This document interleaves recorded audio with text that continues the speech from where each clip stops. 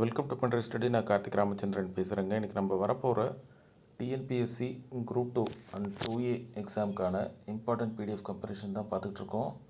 பொது தமிழ்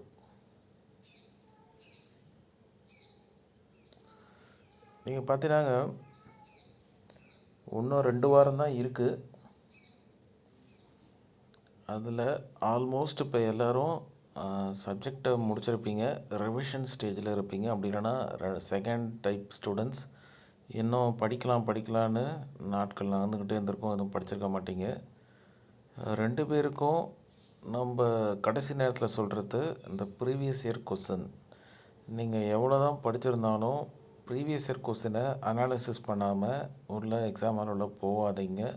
அதுக்காக தான் நீங்கள் பார்த்தீங்கன்னா நம்ம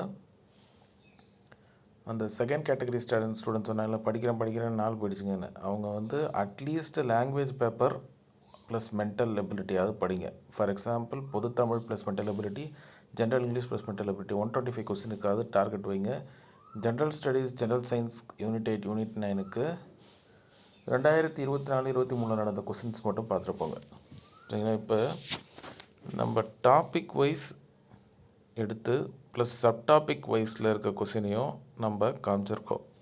பொது தமிழ் அண்ட் மென்டல் எபிலிட்டியில் ஏரியா அண்ட் வால்யூம்னா எவ்வளோ கொஸ்டின் அப்படின்னு சொல்லி நம்ம காமிச்சிருக்கோம். அதை நீங்கள் பார்க்குறதுனால உங்களுக்கு ஈஸியாக இங்கேருந்து தான் கொஸ்டின் வருதுன்னு ஐடென்டிஃபை பண்ண முடியும். லாஸ்ட் டைம் ப்ரிப்பரேஷன் பண்ணுறவங்களுக்கும் ஈஸியாக அதை மட்டும் படிச்சுட்டு போய் மார்க் ஸ்கோர் பண்ண வாய்ப்புகள் இருக்குது. 100% சொல்ல முடியாது, but we can make a try. இந்த 2 வீக்கில் ப்ரீவியஸ் இயர் கொஸ்டினாவது படிச்சுட்டு போகலாம்.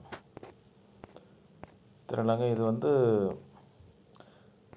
52 டாப்பிக்கையும் எடுத்து நம்ம அதுக்குள்ளே இருக்க சப் டாபிக்ஸையும் நம்ம அனாலிசிஸ் பண்ணியிருக்கோம். இது பார்ட் பி, அதாவது பகுதி ஆ, இலக்கியத்தோட பிடிஎஃப். அதனால் நீங்கள் பார்த்தீங்கன்னா அந்த 10 டாபிக் இருக்குது. 10 டாப்பிக்லையும் எவ்வளோ கொஸ்டின், எத்தனை பேஜ் நம்பர்னு கூட நான் எடிட் பண்ணியிருக்கேன்.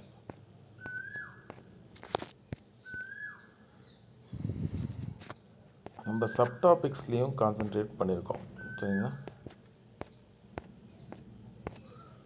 நீங்கள் பாருங்கள், திருவிளையாடற் புராணம் இது காமனாக இருக்கும், பட் அதுக்குள்ளே இருக்க சப் டாப்பிக்கை திருவிளையாடற் புராணன்றதுலாம் அதில் கொஸ்டின் எடுத்து வச்சுருக்கோம். இப்போ சிற்றிலக்கியங்கள்னால் ராஜராஜ சோழன் நூலா, அது ராஜராஜ சோழன் நூலால் இருக்கிற கொஸ்டின், கலிங்கத்து பரணி, முத்தொள்ளாயிரம் அப்படின்னு தனித்தனியாக இருக்கும், மொத்தமாக இருக்காது. அதனால் நீங்கள் ஈஸியாக எப்படி கொஸ்டின் கேட்டிருக்காங்க, என்ன கொஸ்டின் வரப்போகுது அப்படின்றத நீங்கள் உங்களாலே கெஸ் பண்ண முடியும். சரிங்களா? அது நீங்கள் பாருங்கள்.